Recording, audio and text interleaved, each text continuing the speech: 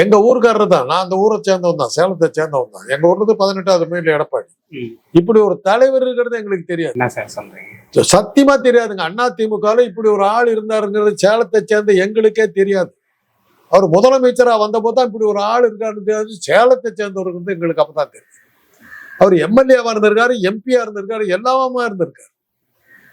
சேலம்னு எடுத்தாக்க பழனிசாமி, பொன்னைய, செம்மலை, கண்ணன், எங்க அண்ணன் ராஜாராம், இவங்கெல்லாம் தான் சேலத்தை சேர்ந்தவங்க. சேலம் அதிமுக தலைவர்கள் பேர். இப்படி ஒரு பழனிசாமிங்கிற பேர் நாங்க கேள்விப்பட்டதே இல்லை. இப்ப அடுத்த தொகுதிங்க செங்கோட்டைன்னு தெரியும், கோபிச்செட்டிப்பாளையம் 50 மைலுக்கு அந்த பக்கம் இருக்கிற அந்த அவரை தெரியும். செம்மலையெல்லாம் அன்னைக்கு வந்து பெச்சா அவர் கிழிச்ச கோட்டை. இன்னைக்கு அவருடைய செல்வாக்கு நீங்க மீற முடியாது. அப்படிப்பட்ட ஆள் அவர் பன்னியர். அவங்களெல்லாம் தான் தெரியும். நாங்க பழனிசாமின்னு ஒரு ஆள் நாங்க கேள்விப்பட்டதே இல்லை. சசிகலா அவரை நியமிச்ச போதுதான் இப்படி ஒரு ஆள் இருக்காருங்கிறதே தெரியும். பன்னீர்செல்வங்கிற ஆளை வந்து எங்களுக்கு ஜெயலலிதா நியமிச்ச போதுதான் தெரியும்.